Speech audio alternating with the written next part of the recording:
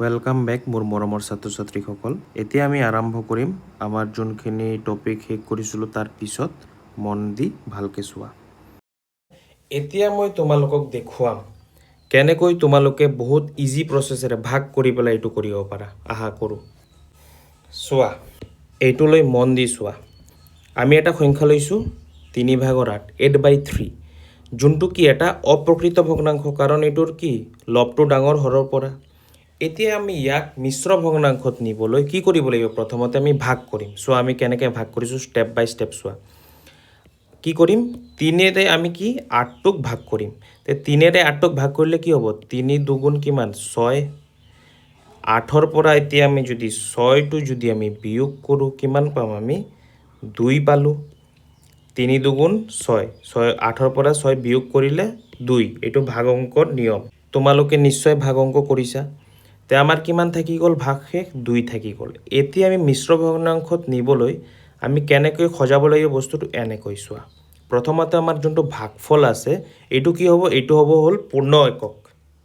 এই যে ভাগফলটো আমি পালোঁ, ভাগফল এইটোক কি ক'ব? পূৰ্ণ একক বুলি ক'ব। ভগ্নাংশ এককটো আমি এই যে ভগ্নাংশ এককটো লিখিবলৈ কি কৰিম? তলত যোনটো দিম সেইটো কি ভাজক হ'ব। এইটোক কি কয়? ভাজক বুলি কয়। আৰু ওপৰত কি দিম? 2 দিম। 2টো কি ভাগ শেষটো আমি দিম। ঠিক তেনেদৰে আমি মিশ্ৰ ভগ্নাংশটো উলিয়াম। এতিয়া মই আৰু এটা লৈ লৈছোঁ 9/2 বা 2/9। এইটো আমি এতিয়া মিশ্ৰ ভগ্নাংশলৈ ৰূপান্তৰ কৰিম চোৱা। তাৰপিছত আমি সেই অনুশীলনীবোৰ কৰিম।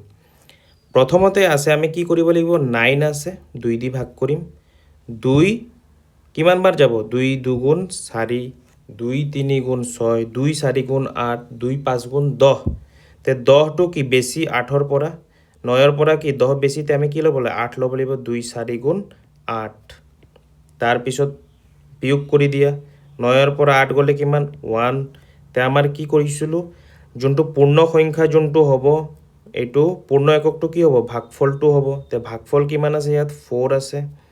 তাৰপিছত তলত কি হ'ব? ভাজক। ভাজক কি ইয়াতে? ভাজক হৈছে 2 আৰু ভাগশেষ কি 1। তে আমি কি কৰিম? ভাজক তলত লিখিম, ওপৰত লিখিম 1। তে আমি পালোঁ মিশ্ৰ ভগ্নাংশ। এইটোক কি ক'ব? পূৰ্ণ একক। এইটোক কি ক'ব? ভগ্নাংশ একক। ঠিক তেনেদৰে আমি বাকীখিনি প্ৰশ্নবোৰ সমাধান কৰিম। আহা এতিয়া আমি 11/5টো কৰোঁ। 11/5টো দি দিছে, এতিয়া আমি কৰিম।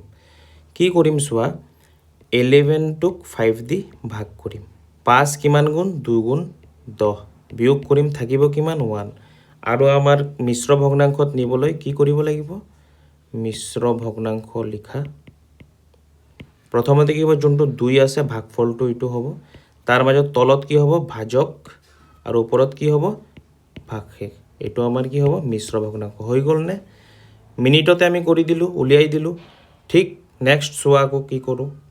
নেক্সট দিছে 7, 7/19। বিটো দিছে কিমান? ওপৰত আছে 19, তলত আছে 7। তে আমি এইটো ভাগ কৰোঁ। ওপৰত 19, 7। 7 2 14, 7 3 21। 21টো কি 19ৰ পৰা ডাঙৰ? তে নহ'ব। তে 7 2 গুণ ধৰিব লাগিব। 7 2 কিমান? 14। থাকিব কিমান? 5। তে আমাৰ হ'ল 7 দি আৰু নাযায়। তে কি কৰিম? ভাগফল কিমান ওলাইছে? 2 ওলাইছে। তে মিশ্ৰ ভগ্নাংশ কি হ'ব? ভাগফল 2, তলত হ'ব ভাজক। ইয়াতে কি আছে? 7 আছে। ভাগশেষ কিমান? 5। এইটো আমি মিশ্ৰ ভগ্নাংশত উলিয়াই লৈছোঁ। বাকীখিনিও তোমালোকে কৰি ল'বা। চি নম্বৰটো বহুতেই ইজি, কাৰণ কি চোৱা, 11 × 4 যদি কৰা তে কিমান পাম? 44 পাম। ভাগশেষ কিমান থাকিব? 2 থাকিব। তে ইয়াৰ পৰা আমি কি লিখিব পাৰোঁ? 4 হ'ব ভাগফল। এইটো 4 ভাগফল। ভাগফল আৰু তলত কিমান? ভাজক হৈছে 11 আৰু ভাগশেষ কিমানত থাকিছিলে? 2 থাকিছিলে। এইটো কি হ'ব? মিশ্ৰ ভগ্নাংশ হ'ব ইয়াত। চাইছা? লগালগ কৰিব পাৰিছোঁ। তোমালোকে যেতিয়া ভাগ কৰিব শিকিবা সোনকালে মুখে মুখে উলিয়াব পাৰিবা। যেনেকৈ 13 আৰু 14 আছে। এতিয়া 14/13। 1 13 থাকিব ভাগশেষ কি? 1। তে আমি কি কৰিম? 1 তলত হ'ব যোনটো ভাজক, ওপৰত হ'ব ভাগশেষ 1। এইটো হৈছে কি? মিশ্ৰ ভগ্নাংশৰ ৰূপ। ঠিক তোমালোকে তেনেকৈ প্ৰেক্টিছ কৰিবা। ইয়াতে চোৱা, পিকচাৰ দিও ৰিপ্ৰেজেণ্ট কৰি দিছে। ভগ্নাংশত এটা পূৰ্ণ সংখ্যা থাকে, ইয়াৰ লগত প্ৰকৃত ভগ্নাংশ থাকে। তেনেকুৱা ভগ্নাংশক মিশ্ৰ ভগ্নাংশ বোলে। ধৰা 15/4 আছে মানে কি 1/4 ইনটু 15 15টা 1/4 থাকিব। এটা প্লেটক যদি আমি 4 ভাগ কৰিছোঁ 1 ভাগ 2 3 4 5 6 7 8 9 10 11 12 13 14 15টা আছেনে 1/4 কিমানটা আছে 15টা আছে। তো এইটো আমি জইন লগালৈ কেনেকৈ পাম? যদি আমি এইবোৰ জইন লগাই দিওঁ তে আমি কিমান পাম? 3টা সম্পূৰ্ণ থালি পাম, লগতে এই 3টা ভাগ পাম। তাৰমানে আমি এইটো কেনেকৈ লিখিম? 3 এইটো কি 3টা 3 আৰু কি প্লাছ এইটো কিমান 4ৰ ভাগৰ 3টা হ'ব। এতিয়া এই কুৱেশ্যনটোলৈ চোৱা 7/9 আছে। কি কৈছে? প্ৰকৃত অপ্ৰকৃত নে মিশ্ৰ চিনাক্ত কৰা। কিমান সহজ চোৱাচোন। তলৰটো কি হৰ, ওপৰটো কি লব। লব যদি সৰু হয় তে কি প্ৰকৃত হ'ব। তলৰটো যদি সৰু হয় লবটোৰ পৰা, হৰটো যদি সৰু হয় তেনেহ'লে অপ্ৰকৃত হ'ব। মিশ্ৰ এটা পূৰ্ণ একক, এটা ভগ্নাংশ একক মিশ্ৰ হ'ব। অ'কে ষ্টুডেণ্টছ, এতিয়া আমাৰ নেক্সট টপিক কি আছে? মিশ্ৰ ভগ্নাংশক অপ্ৰকৃত ভগ্নাংশলৈ ৰূপান্তৰণ। কাৰণ আমি অপ্ৰকৃতৰ পৰা মিশ্ৰলৈ লৈ যোৱা শিকিলোঁ, ভাগ ভাগ কৰিও শিকিলোঁ আৰু শ্বৰ্টকাট পদ্ধতিটো শিকিলোঁ। এতিয়া আমাৰ আছে কি মিশ্ৰ ভগ্নাংশক অপ্ৰকৃত ভগ্নাংশলৈ। এতিয়া চোৱা কি কৈছে, আমি আগৰ প্ৰক্ৰিয়াটো ওলোটাই চাওঁ। আমি যে কৰিছিলোঁ আগতে, আগৰ প্ৰক্ৰিয়াটো কি আছিলে? 1/3 1/3 আছিলে। তাক আমি এনেকৈ গুণ কৰি পেলাই 1 বনাইছিলোঁ। ঠিক তেনেকৈ এতিয়া 1ৰ পৰা আমি ওলোটাকৈ এইটো বনাম। চোৱা প্ৰথমতে আগৰ প্ৰক্ৰিয়াটো ওলোটাই চাওঁ, মিশ্ৰ ভগ্নাংশক অপ্ৰকৃত ভগ্নাংশলৈ ৰূপান্তৰ কৰিবলৈ চেষ্টা কৰিম। প্ৰথমতে কি দিছে? 2 আৰু 2/3। এতিয়া আমি 2/3 মানে কি 1/3ৰ 2 গুণ গম পাওঁ। সেইকাৰণে আমি প্ৰথমতে এইটো চোৱা বনাইছোঁ আৰু 2টো কেনেকৈ লিখিব পাৰোঁ? 1 + 1 লিখিব পাৰোঁ। এতিয়া এই 1টো আমি কি লিখিম? 1/3 ইনটু 3 যদি আমি কৰোঁ তেনেহ'লে এইটো 1 হ'ব। আমি ওলোটাই কৰি আছোঁ। তাৰপিছত আমি তেনেকৈ ভাঙি দিছোঁ 3টা কৰি। 2টা আছে নহয়, 2টা মানে কি 1/3 3টা 1/3 3টা। তাৰপিছত 2 পূৰণ 1/3 এই যে 2টা ল'লোঁ। টোটেল কিমানটা হ'ল? 1 2 3 4 5 6 7 8 8টা হ'লনে? 8 ইনটু 1/3 কৰিলোঁ। তাৰপিছত কি হ'ল? ওপৰত 8 তলত 3। আমি অপ্ৰকৃত ভগ্নাংশত লৈ আহিলোঁ। আকৌ চোৱা এইটো এটা দিছে 3 মানে কি? 3 মানে হৈছে 1 + 1 + 1 আৰু ইয়াতে কি দিছে 3/5। 3/5 মানে কি 1/5ৰ 3 গুণ। তেতিয়া আমি 1/5 লৈ সকলোবোৰ কনভাৰ্ট কৰিম। প্ৰথমতে চোৱা কি কৈছে 3 ইনটু 1/5 হ'ব। তাৰপিছত এইটো কিমান আছে 1/5 5টা হ'ব লাগিব। তেতিয়া আমি এইটো কি 1 বনাব পাৰিম। ঠিক তেনেকুৱা কিমানটা হ'ব 5 ইনটু 1/5 তাৰপিছত প্লাছ 5 ইনটু 1/5। বুজি পালা? এতিয়া 1টো কি লিখিছোঁ 5 ইনটু 1/5। আকৌ 1টো কি লিখিছোঁ 5 ইনটু 1/5।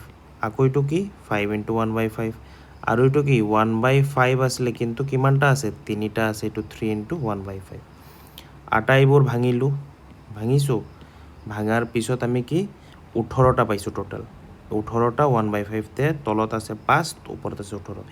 ইমানখিনি তোমালোকে লিখিব পাৰিবানে? ইমানখিনি সকলোবোৰ আমি ইমানখিনি লিখি থাকিম নেকি? 18টা, কেতিয়াবা 20টা থাকিব, কেতিয়াবা 25টা থাকিব। তাৰ কাৰণে আমি এটা সহজ পদ্ধতি আছে, পূৰণ কৰি পেলাই তোমালোকে উলিয়াই দিব পাৰিবা। চোৱা ভালকৈ।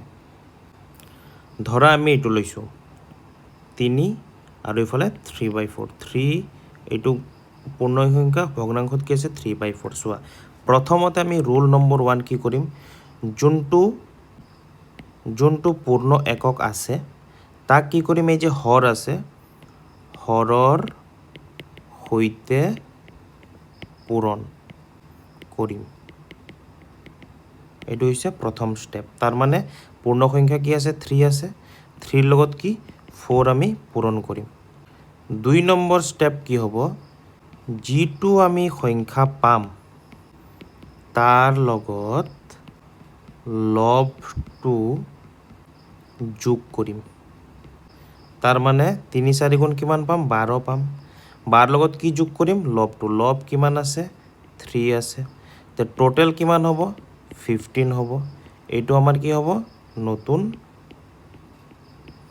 লব হৰ একে ৰাখিম 3 নম্বৰ আৰু